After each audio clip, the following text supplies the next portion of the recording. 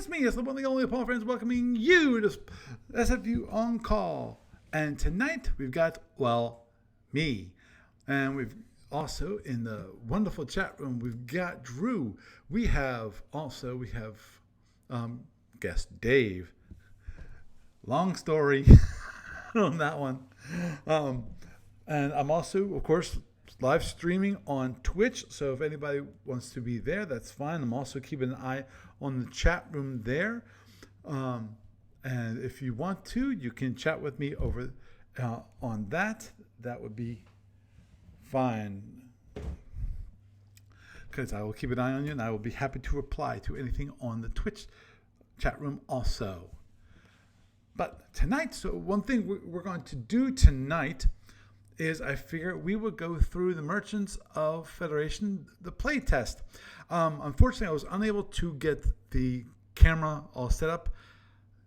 Dummy me, I didn't think about getting the thing all charged before the day before, so it wasn't charged, and I didn't have a big enough cord to run it to the so unfortunately I wasn't able to record it, which actually I think at this point it was a good thing, at least for me, because I would have been really, to say it at least, it was embarrassing.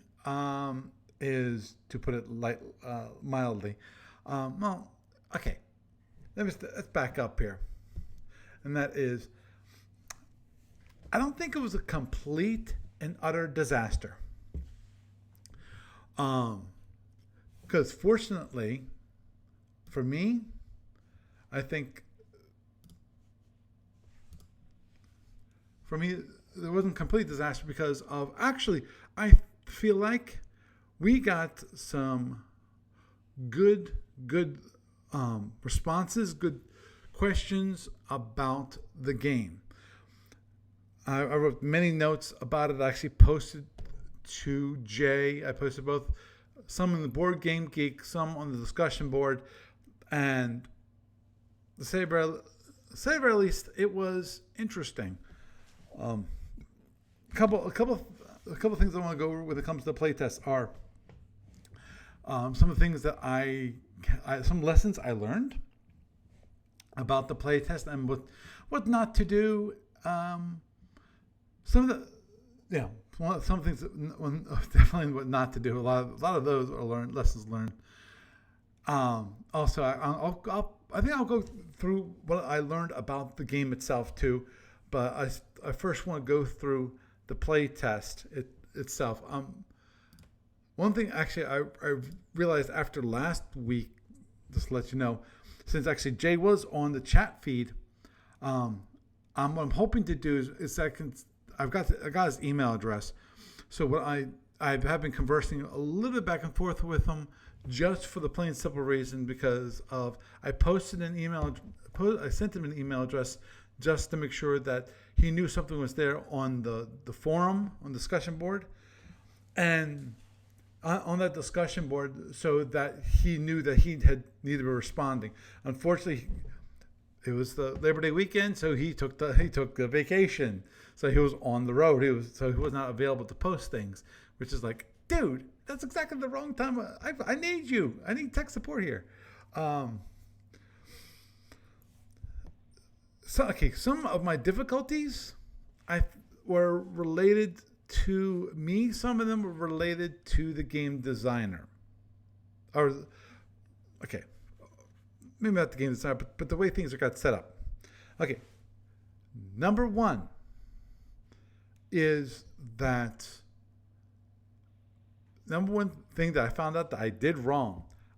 You definitely have to go through the rules and play it yourself before you try to teach it to others.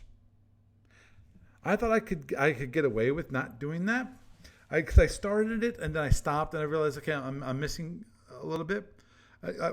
I'm not missing. I forgot to print out certain things, and certain things I really needed to get on the table. And that's one of the reasons why the play test initially got delayed, is because I sat there and I had these little itty bitty hex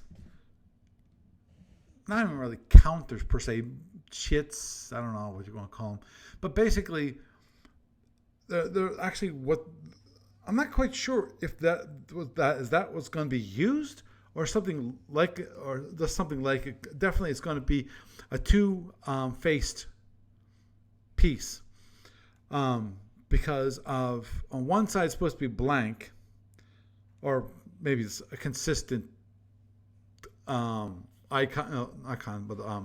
image, and then on the other side is the different resources that could be. Now, some of those resources could be, one of the possible resources is no resource, because of the whole idea is that you take those, you scramble them up, and then you put them face down on the board. And then one thing is that you go to that system, because each system has 5 resources. And then what you do is you survey that the resources, and that will pay you 10 credits. And that's all good and dandy. Though, so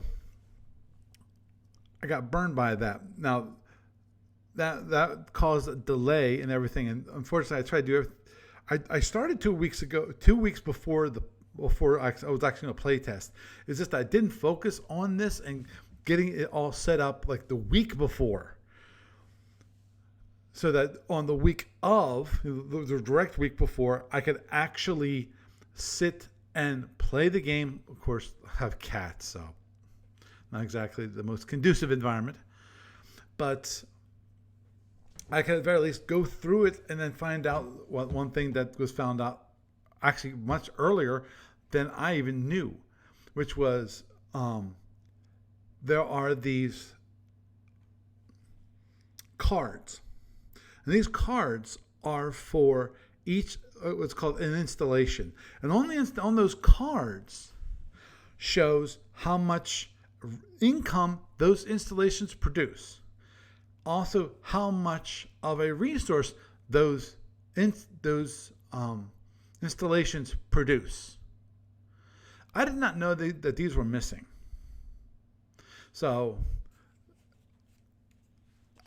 it makes things very interesting when I went to play, and unfortunately, actually kind of fortunately, we never realized because we never got to that phase. Why did we never get to that phase? It's because I misunderstood the rules. Now, that is a failing on me.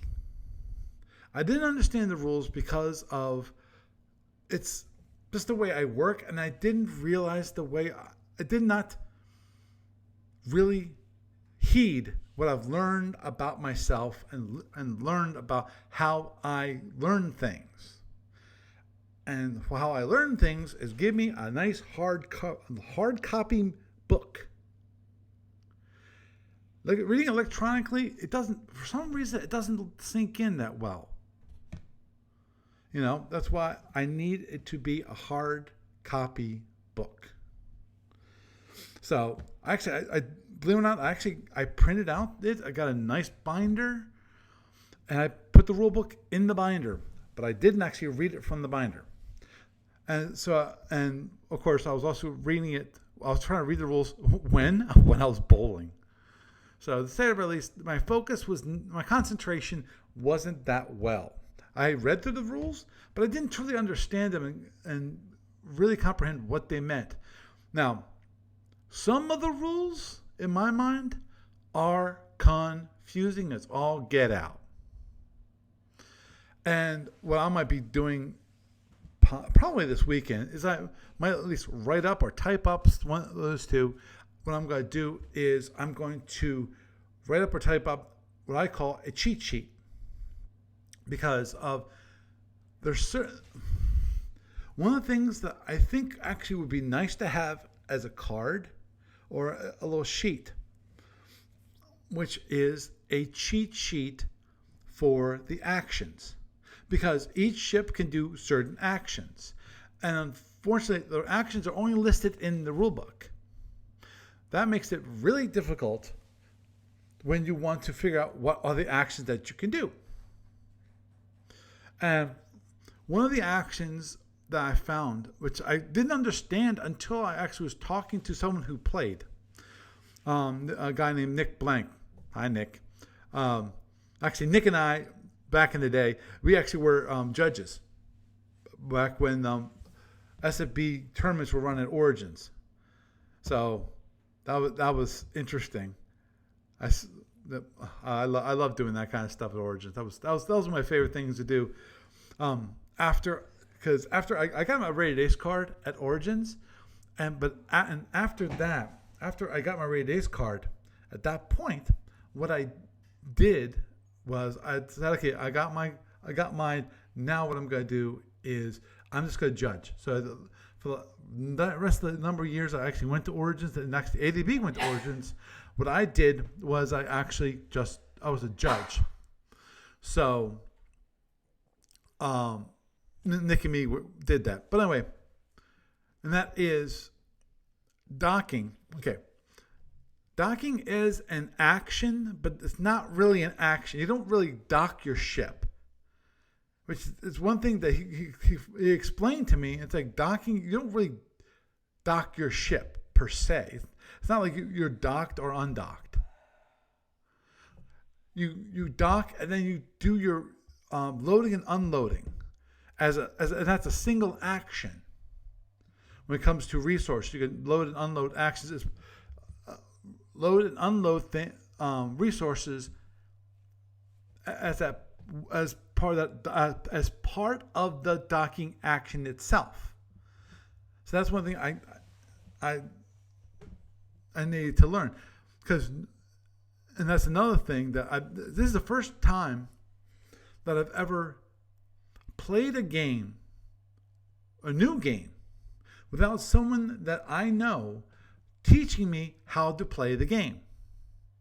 Because when someone teaches you how to play the game, then you can look at the rule book and you can go, oh yeah, here's what that says, here's what says that.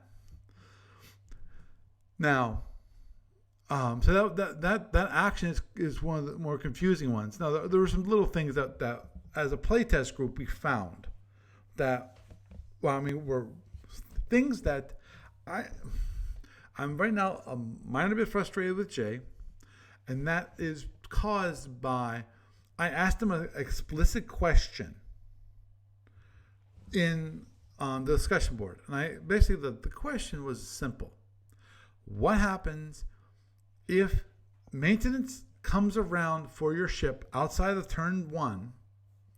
Because I already asked explicitly about turn 1, because turn 1, he said that, okay, you start with no credits whatsoever to your name. But according to the sequence of play, the sequence of play says before you actually do any actions, anything that actually can earn you credits, you need to pay for your maintenance fee for those ships that you have. Well, if you have to pay for your maintenance fee and you have no money, what do you do? Well, Jay said, oh yeah, well the first turn, just skip it. It's fine. No one pays anything for the first turn. It's a free turn. Okay, that's fine. You can do that, and I think that is fine. But then I explicitly ask him, okay, what happens if you pay for your maintenance cost? You don't have money to pay for your maintenance cost. And when I explicitly asked that question, Jay did not answer. He didn't even say, I don't know. Let me think up something. Because this is where it comes down to, as I explained it, actually I gave a suggestion in the Board Game Geek forum on that same topic. And basically one I suggested was, why don't we do this? If you don't have enough money to pay for maintenance cost, the number of action points for that ship, because in theory you could have multiple ships, you could pay maintenance costs for ship number 1 and 2, and after that you have no money. In which case you can't even have an inactive ship, which costs an inactive ship costs you at least 1 credit. So, and then if you can, inactive ship, it means no action points whatsoever. So you might as well not pay maintenance at all. If in this case, but the original idea was that if you don't have enough for maintenance cost, the number of action points is halved. That's fine. Now, I didn't think about if you to pay for maintenance costs for individual ships or you pay maintenance costs for your whole fleet. What happens? I think it's, but anyhow, I thought that's an idea of actually what to do, which is you just say you only get half your action points then, so that you can actually still do something. Because what happens if you say that if you can't pay for maintenance fee, your ship can't move, i.e. you have no action points, then that's crazy.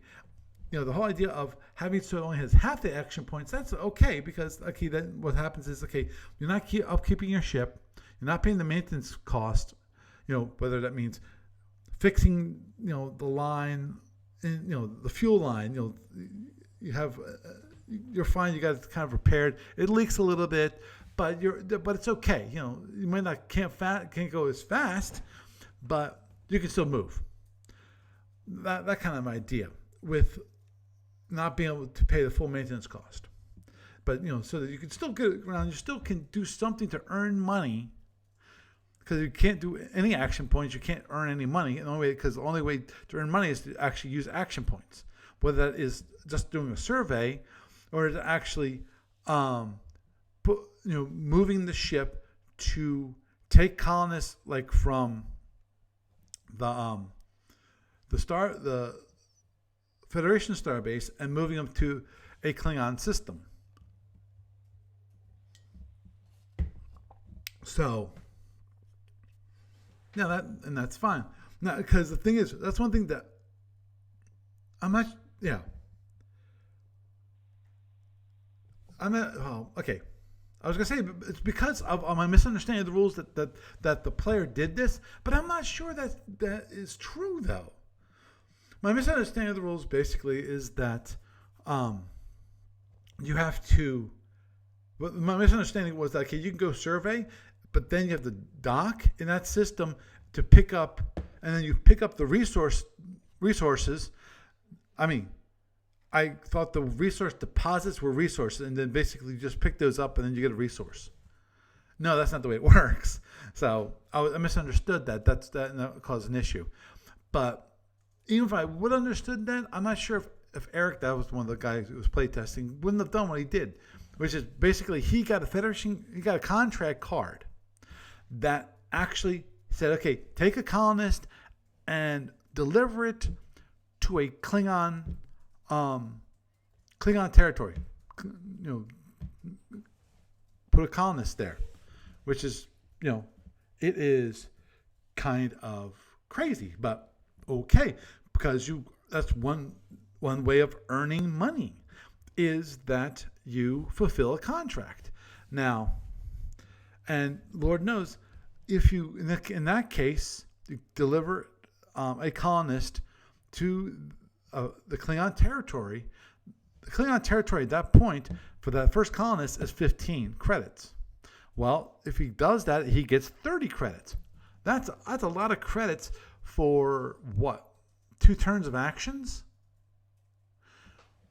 Now, obviously, when it comes to amount of money that you can possibly earn, it's better to go and survey, go into a system and then do a survey, use all your action points to earn at the very least 10 credits for each survey that you do. And that because you get 10 credits on a survey, whether you actually find anything or not, it doesn't matter. The Federation pays you 10 credits. But the thing is that because of what Eric did was that we starts with 0 credits. The free trader that you get for at the start of the game, it only gives you 2 action points. 2 action points means that you can go through 2 systems. So 1, 2. And to get to a Klingon system costs you 4. It's 4 systems away from the Federation starbase. So okay, fine. So it takes him 2 turns to get there. So he can't actually deliver the colonists for 3 turns. Oh, sorry, not 3 turns. It's actually 2 turns because of you have 2 opportunity phases, and then you use your action points for those in those 2 opportunity phases. Now that's one thing I did not check, which just came to my mind, which is whether the action points are for a single turn or my understanding is that they're for a single action phase. And I have to double check, but I'm pretty sure that is the case. I'm not sure if it's explicitly stated in the rulebook, but that's what I got. And that's one thing that we found was like in the case of freighters. Freighters, basically, they cannot visit any system that is not fully explored. Now, the question is, what is the definition of a visited system? Because it's not defined in the rulebook. And visit is not actually mentioned anywhere except for in the description of the special, the limitations of the abilities of a freighter. That's the one thing that is not stated. It's only says, if you visit a system. Well, that's the only time the word visit is used in the whole rulebook. Because let me bring it up real quick. Which is, where is it? Okay, that's about that. That was another thing that was not clear. But I'll. Okay, sorry. Get to here. Okay. It says a ship may use 1 action point to move from one system to the next. Now, it doesn't say that you're visiting that system. It's saying you're moving from one system to the next. Now, in theory, as was pointed out by my friendly, the players, is that you can go to a system and you don't have to visit it at that point. You don't have to go through the system. You can go around the system.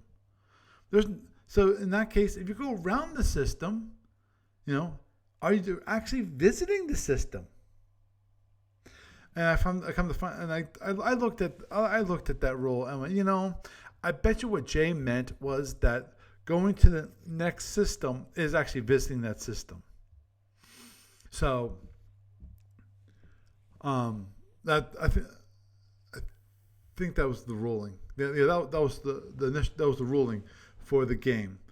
Though I could have sworn what I did is I reversed myself and went, it doesn't say visit, and that is the possibility that you actually are not visiting the system.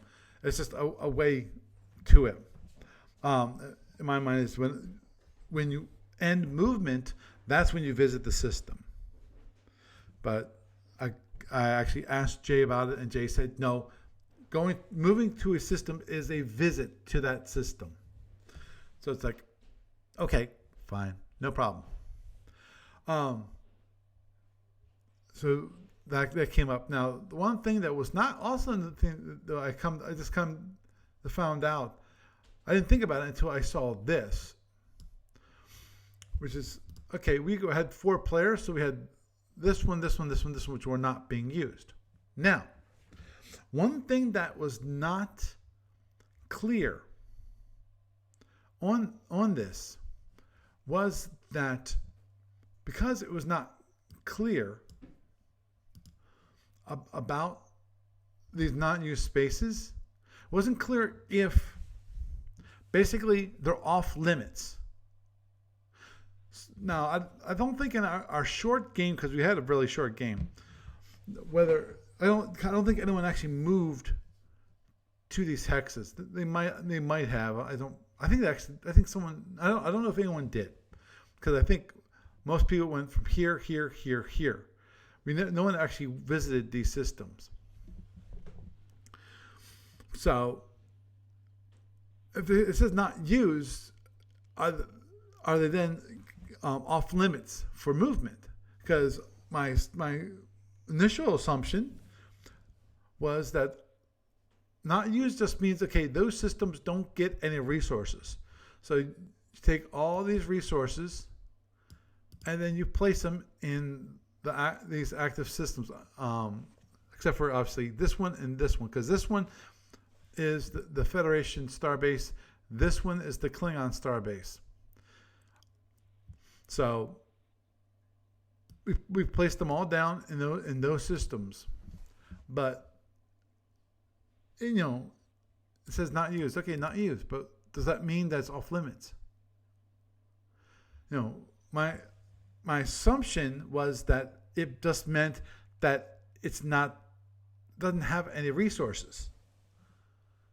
So my guess is that what he meant is that those are not used or off limits. You can't actually visit those systems, because that was one of the questions I came up with, which is, okay, when you have a system with no resources, because these systems that are marked not used don't have any resources, can a freighter move to those systems? Because that was one of the things about the freighter, is that small freighter, any kind of freighter, you cannot move to that system. You can't visit that system unless it has no unexplored planets.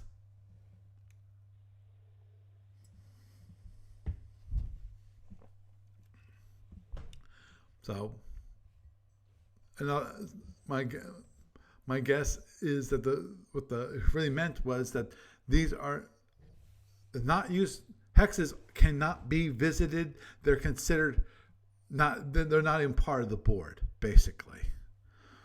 My guess is that that's what he meant, but it was not explicitly stated in that. Actually, one of those things that drove me crazy early on when it comes to the rules was, where is it? Oh, no, this is about building the facilities. It was docking actions. Actually, there's two things about the docking that drove me crazy. Let me show it, which is here. Okay, this says, okay, it's a dock, okay, starship me dock, and then underneath the dock, you got pick up resources and delivery resource cubes. I did not really notice that, this is a sub rule of this rule. I really did not even think about that. So, given that, I assumed that basically this was one action and this was another action. Not that you dock and then you can pick up or deliver resources. So that was one of the minor things that drove, that was confusing to me.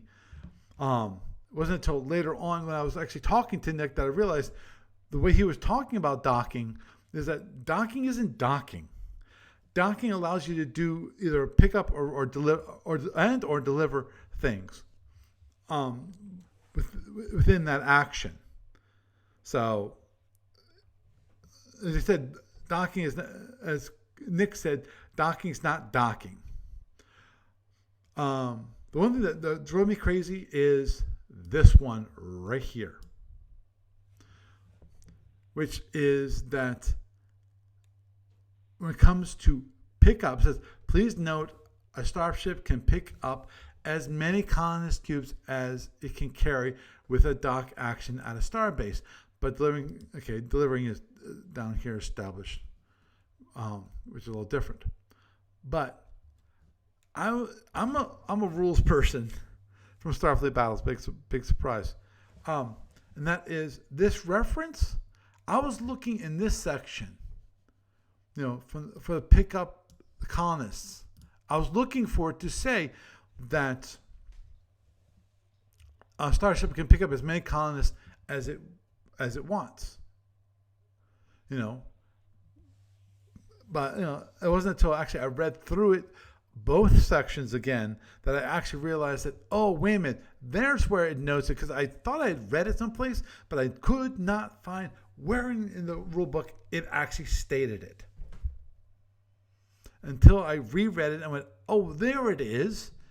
It's hidden in the delivery portion where it talks about the pickup. Does that make sense to anybody? Maybe I'm blind. So that was one of the things that got a little bit confusing. Now, we got the game going on pretty well, through the foibles and the incorrect understanding of the rules. We got to a point now. After I realized that I completely and utterly screwed up. We were on a break. So one thing that I did was Eric, who is actually, he is a very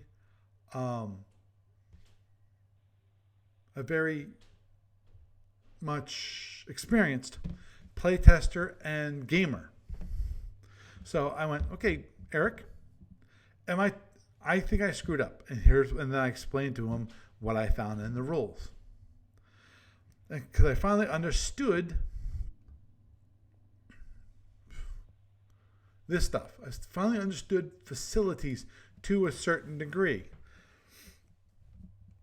and this is when I realized that, oh, wait a minute, here's a card here, and guess what? We don't have those cards.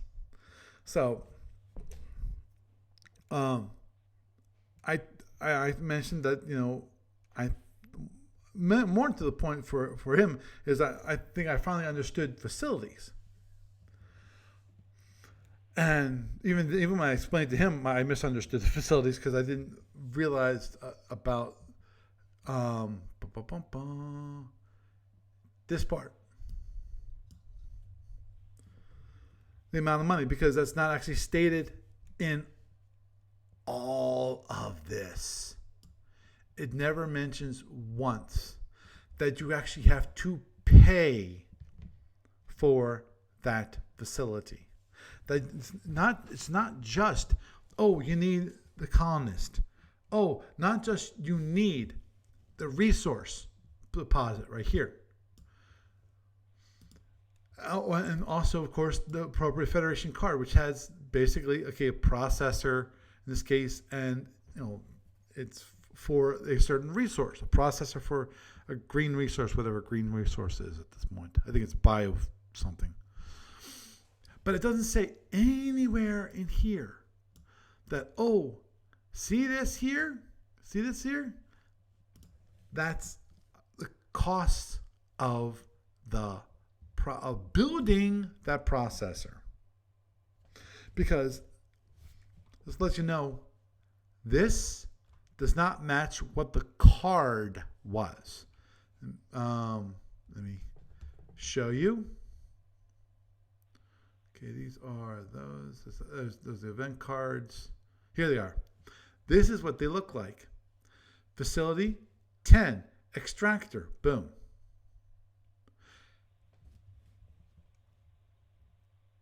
So that means that needs 10 credits. Now, there's nothing in here that mentions that it's 10 credits, that it actually cost. And it wasn't unless you actually read the example that it mentions cost. It says amount of money. It's like, amount of money. There's no place in the rule that states that there's an amount of money that you have to pay. So that's one of the questions I asked to Jay. I said, Jay, is that number on the card? is that actually the cost that you have to pay for building the facility? And he said, oh, yeah. And I went, dude, can you please put on the change on the card? Like, I asked him, can you add like cost? Just a little something that mentions that, oh, this is the cost of building the facility. And then there was another thing, which was a minor thing, which was that these cards, these colors on the cards don't match.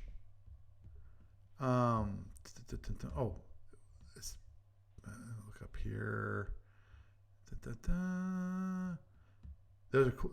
That's nice money. What I actually did is I took this money, the black and white version, and what I did is I cut it out and on pieces of, I printed out on pieces of paper, not actually the card stock, but paper, because I figured I wanted it to feel like Monopoly money. I figured that probably is the best way to go. I was thinking about doing this. This gets a little expensive, so I was like, no. And I printed these out on card stock, so that worked out well. Okay, but see, here's the colors of the different items. Precious metal is this orange color. You got nice bright green here, nice light blue for fuel. And if you go down to these, I missed here. Well, here's a refinery. A refinery, I'm assuming, has to do with fuel. If you find a fuel resource, fuel deposit, it's weird that sounds, you have a refinery. Well, the refinery is white. It's not the light blue, which is the fuel. So, or in this case, see, this is what actually you do. This, the resource deposit is these up here. But so that was one of those. That's a minor thing. Obviously, when they actually deliver the game, that's going to be becoming critical, because you need it to match the cards.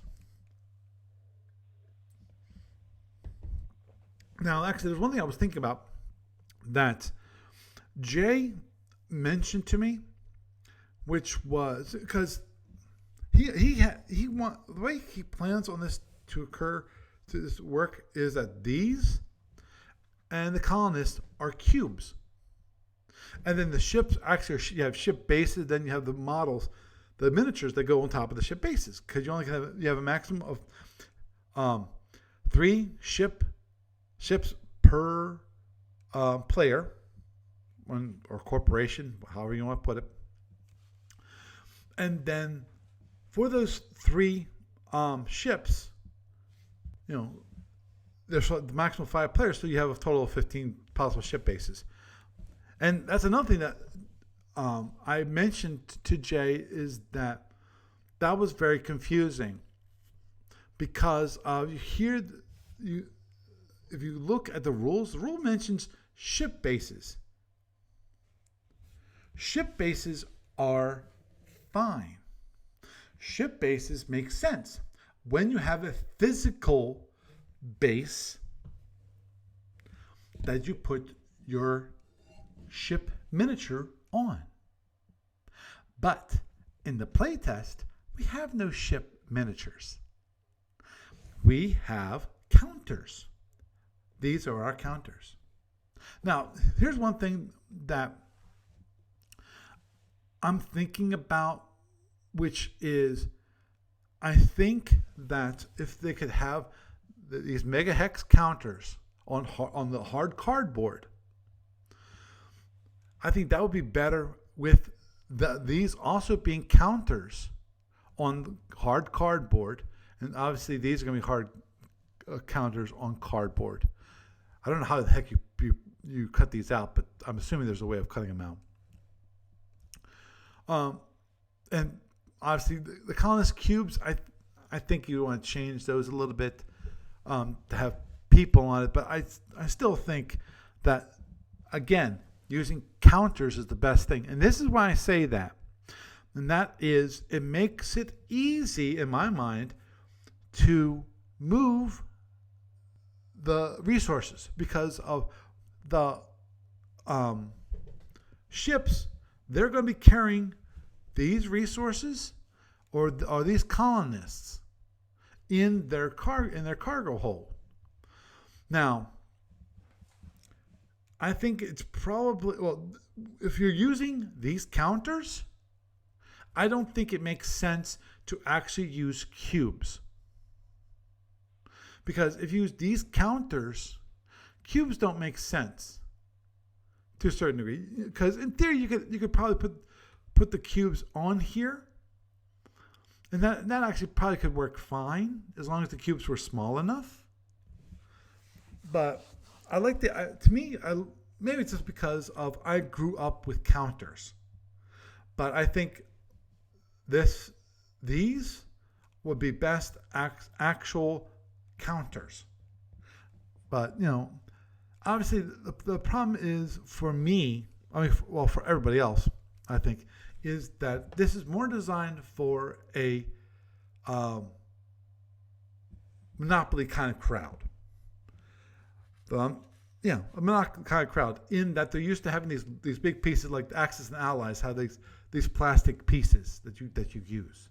And I'm assuming that's how we would print it out. Now the question is, how much would that cost? Like, each game is going to cost easily from $80 to maybe $100. I'm not sure how much it costs to actually create everything, including the board, because the board is gorgeous. There's only one minor problem is going to be with that board, and that is you're going to have to. It's going to be made out of cardboard, and it's going to be put into pieces because I printed it out as a 2 feet by 3 feet board, and it's beautiful.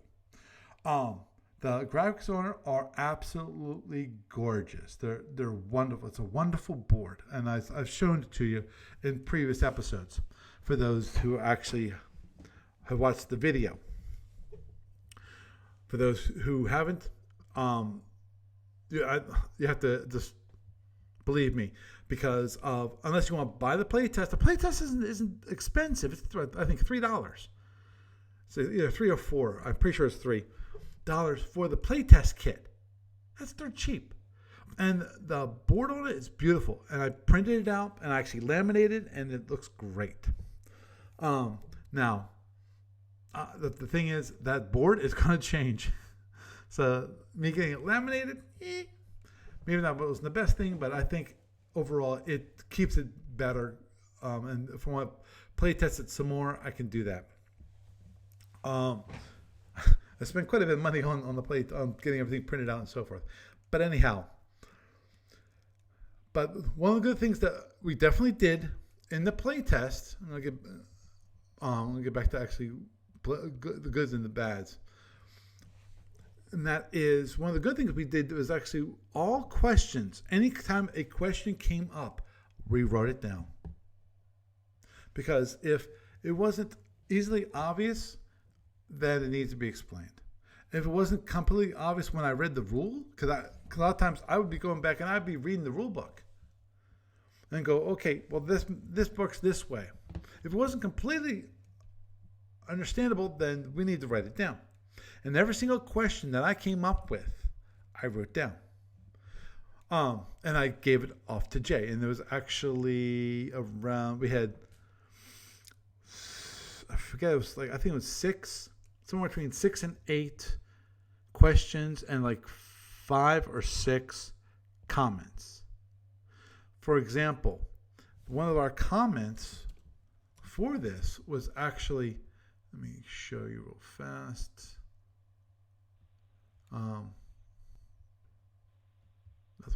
That's this. See this? This is the only copy of this information. So one thing that I recommended was to have a cheat sheet. Basically, something that's a little thing that says, okay, Federation Trader, cost 10, sell 5. Action points 2, cargo 1, specials, may survey. Now, and then of course freight, same for here. The only thing is that kind of special, and that is may only visit fully explored systems. And same for this one and this one. That'd be the special. And that just have a sheet for all 4 of these so that each player has a copy of how much each ship costs and how much they can get for selling it. What's the standard sell price for the bank? Because if you actually look at the rules, the way the assumption, the pure assumption of the rules is that everyone will get free traders, everyone will go and survey all the systems. That's the assumption. And one thing I pointed out to Jay was this. I pointed out to Jay, you cannot assume that everyone's going to follow your dictates. What might be the obvious choice to do might not be the choice that that player takes. Now, the question is, what is your game going to do? If it breaks the game, because that's basically what Eric did. Eric did something which was so totally out there. I mean, out in left field, with forgoing the grabbing of the money now, and fulfilling the contract now, and taking 2 turns. They basically took two turns to fulfill the contract instead of paying. Instead of getting the cheap money quickly, he went for the long-term, bigger bucks. Because in theory, okay, you got 2 action points for your free trader. Now, that means if you just move to the next system, okay, you can then survey 1. And then the next turn, you can survey 2. Well, if you do the same thing with the colonists to get to the Klingon, you basically can get 30 credits with a little less, with a little more work. But so the problem is that, of course, that you aren't paying for maintenance. Either turn 1, which is allowed, or turn 2. Which is what I print up with Jay's like, okay, well, what happens then? The goal of playtest is to have the gamers break your game, and they broke it. In my mind, Garrick broke it. Now, was it a bad break? No. But of course, always the question is, at that point, what do you do? Because I'm not the game designer, so I have no clue how the individual systems interact. I can guess, but I didn't design the game, because therefore I didn't inherently have a feeling for how to resolve the issue. But as I said, I gave him a suggestion. Now, so that was a good thing we did. Obviously, we didn't get very far through, and we decided to kill the game early, which I apologize. And as it stood, okay, one of those things that happened, which was, in my mind, on the game designer's fault, and that is there's 2 forums currently set up for this game. And unfortunately, Jay is not communicating back and forth.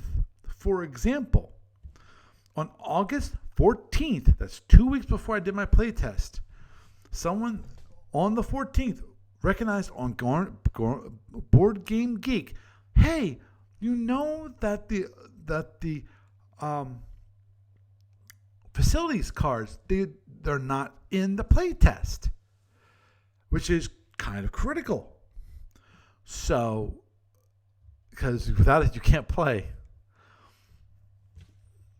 So So he said, "Oh, go fine. Here's the upload. Here's a copy of those facility cards."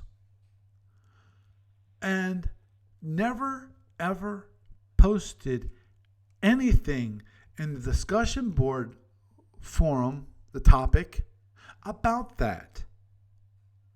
So it was never, unless you actually went to Board Game Geek, which I've never had an account there. I'm not sure about you, but I've never had an account there because I really don't care about tracking my games. I don't care that much about, I'm not that much into board games themselves. I know that my boss, Joe, I know that I'm sure he has an account of Board Game Geek because he plays a lot of board games. I don't. I mainly play SFB and Federation Commander. I sometimes, when it comes to Gamers of Winter and Gamers of Summer, I will play games there. But I will never track them. I have no reason to. Why should I track them? It's not like it's not like some people. I know some people like to track their games, like to track how well they're doing, and so forth, all this kind of thing, which is great for Board Game Geek. You can get the only thing I've ever used Board Game Geek for is to look for reviews on board games. That's why I got what is it? The one cooperative game, which I actually gave to my daughter. I forget what it was called.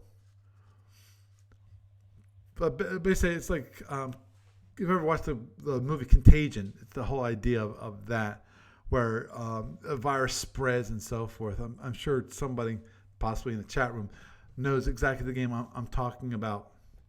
And the funny part is that I found out from her is that she's played the game multiple times with her friends, and obviously they had fun because they've played it multiple times. But she says that the only way they can win is if they cheat.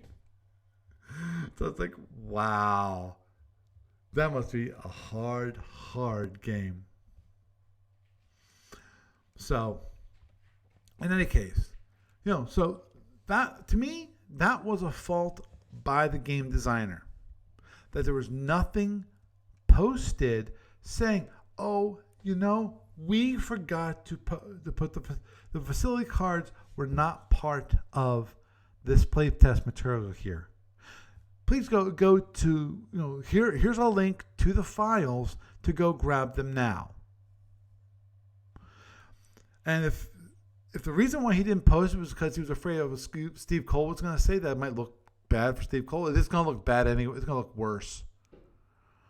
Because of that was not made available. So, and I didn't know about it until later on, when I ran into this issue, and then Jay said, oh, that was posted like 2 weeks ago on the Board Game Geek. The files are, here's the links to the files. And it's like, you got to be kidding me. So I ran out, early Sunday morning. When I got to the Gamers Conference, fortunately down the road, like 3 miles down the road, there's a Staples. And fortunately for me, because there's one thing I did not check. I did not check to see if the Staples actually had ability to print, because I'm not sure if all Staples have that. It's possible they all do, and I'm an idiot. But I didn't check, and I went there and went, oh, good, they actually can do what I want them to do. And I printed them out, and I cut them out because I brought my my big knife, and so I was available to play, and so if anybody wanted to play, we could actually try again, which actually in a way I'm glad that we didn't, because again I had all those misunderstandings about the rules. And what I'm hoping to do is learn more about the game, maybe play it a couple times by myself before I try to play the game with somebody else, so that we can have an actual game instead of me flubbing up big time. But even before I do that, I really want to have the questions I currently have answered by Jay. Now, the first one where Eric broke it, I don't think for initial testing, that's too critical, at least for initial play. Because of, if I grab someone else, I can tell them that, this is what you're going to be doing. And I can kind of sidestep the issue. And that's fine. Initially I can sidestep the issue and we can run by it really easily. Let me do this, which is, I want to show you guys merchants of the fair. This is what it is.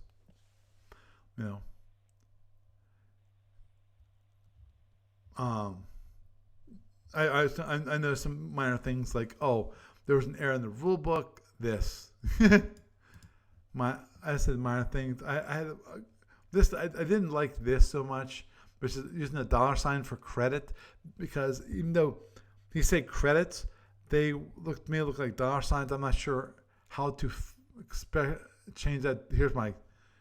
Okay, so there was 11 questions and 6 comments. But I said, again, what happens with enough money?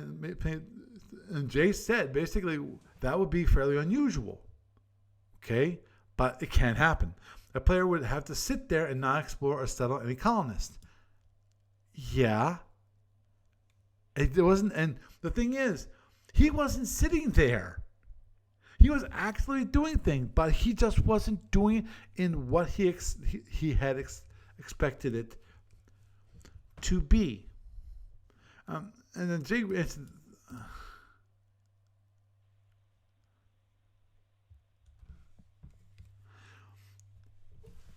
yeah, okay, I want to look at this real quick because I don't.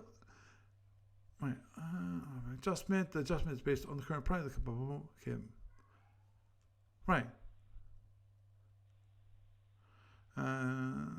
You adjust. Okay. Only at the bottom, fluctuations, the current, and right, and then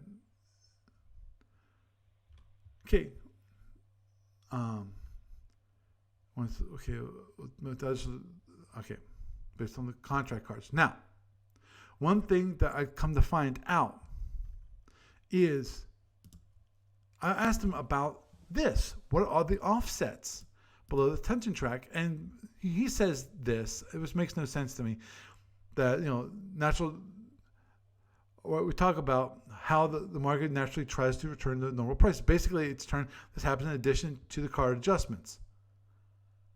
Well, my understanding about this is that this is the market adjustment. You do it based on this. Based on it says, okay, right, the adjustment amount is based on the current price column of the resource. For example, and it shows the market price. Now, one thing that I asked about this again because he didn't really answer the question. And then that's when Nick came in and went, that's okay, the number below the tension track are added to the price paid for a resource when you sell to the Klingon base. So it's like, which that's not what Jay said. He says it's part of the normal adjustments. No, what it is when you sell it to the Klingons, and I'm like, let me see. Klingon border, okay, trading. Okay, this is where it is down here. So Jay didn't even mention, that's in 3.3, selling to the Klingons. So, I missed this rule completely when it comes to the rules. It's one of those rules I floated through, not realizing what it meant. The only hex on the board. This is interesting. So the only hex on the board that is Klingon space for the purpose of the game also contains the Klingon starbase. Now here's one thing. It says this No, it doesn't.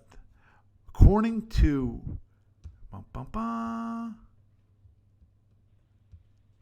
right here, Cleon space is these 3 hexes. Not just the star base, it includes the 2 hexes around the star base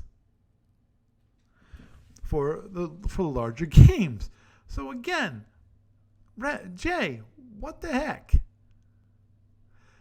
So it's another inconsistency, which obviously I'm going to need to bring up to Jay, and I will definitely do that.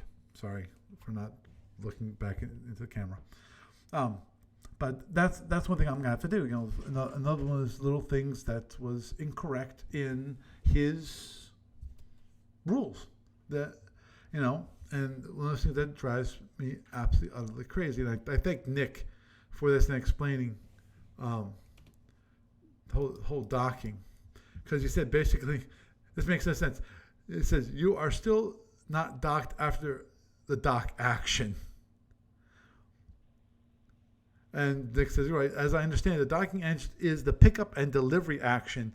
You dock in order to pick up or deliver things. It is not a separate action.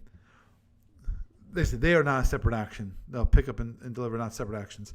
I don't know why it's called docking instead of something else, though. You don't dock at a planet unless they're assumed to be a commercial platform or something. And even then, it's goofy, So, but overall, I think the playtest was a total. I screwed up. I screwed up big time. Hopefully, I learned my lesson to make sure, one, to play it myself, and so that I know that all the pieces there. Number 2, reread the rules with the physical rule book and make sure I understand everything. Because one, this is playtest material, which means all the rules don't quite make sense. Or, they might not make sense. Now, here's the one thing that concerns me was that did Gene or Steve Cole read through this rule book? Because if they did, they might not have understood everything about the idiosyncrasies, which I'm completely concerned, because I would think Steve Cole would have picked up on that pretty quickly, because he is a game designer. So that maybe he just read through it too quickly. But there's little things that you see in the interactions of the rules and go, what the heck, man? So yeah, and I brought up the question of this, which was on number 9, which was the reason figure 1. Okay, the hexes that are marked unused are these hexes not used at all in the game, and therefore off limits to travel to. In the playtest, these were just unresearched systems that we allow players to move through, which is what we did. I allowed them. I'm not sure if actually anyone took advantage of that. As I said, we only went through maybe 3 turns. No, wait, let me think. 4 turns. We went through 4. We were at the very least on turn 4. I think we finished turn 4 because we had 4 players, and I started as the first player, and then it had gotten around to Eric, who was the 4th. So, and he was the first player when we ended the game. And actually, that's one thing I did do. I did take up a couple pictures of the board, and I haven't posted them anywhere. I probably should post them somewhere to show what the board looked like and the pieces that I used. I didn't use the greatest pieces. I basically cut things out, and that's what I did. Okay, with that, I think we will wrap it up for this evening. I'm hoping to get more responsive from Jay, maybe even come up with some playtest aids myself to help, maybe at the very least, the cheat sheets to help me with the actions, because of those were obviously very confusing. But I think this game still has very much a potential. As I said, unfortunately, I did not actually wasn't able to play the game fully, so I still don't have a really good feel for how everything works.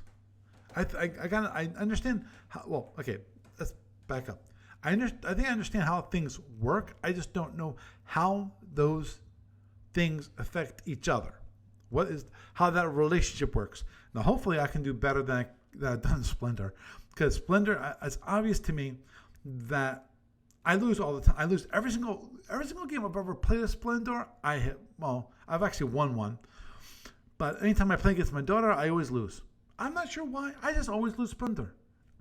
Haven't figured it out. I come up with these strategies for playing Splendor. Whether it's I forget now, but I always have a strategy involved. Okay, I'm going to do this. I'm going to do this, and it never works out. Maybe that's the problem. Is that Splendor is too the system is too dynamic to have a set strategy. That is my guess. Is that's probably the problem with that. So, well, I'll have to wait and see. Maybe hopefully I'll maybe get something a little bit more understanding this weekend. Maybe play a little bit by myself this weekend. That'd be kind of cool if I could do that. Obviously, unfortunately, my son's gonna be here, but my son can't play because I don't think he really can understand the game itself. I've never tried to play a game with him, so it's possible he could understand, and I'm totally wrong. But I think, maybe I might try, but I think the system's a little too complicated for him to really go through, and Lord knows, I think I'd probably get just frustrated. I think that'd be a bad thing. So I'll see if I can actually go through it myself and maybe go through a couple turns after I truly understand the rules. So I think with that, I am Paul Franz, and I bid you a good night.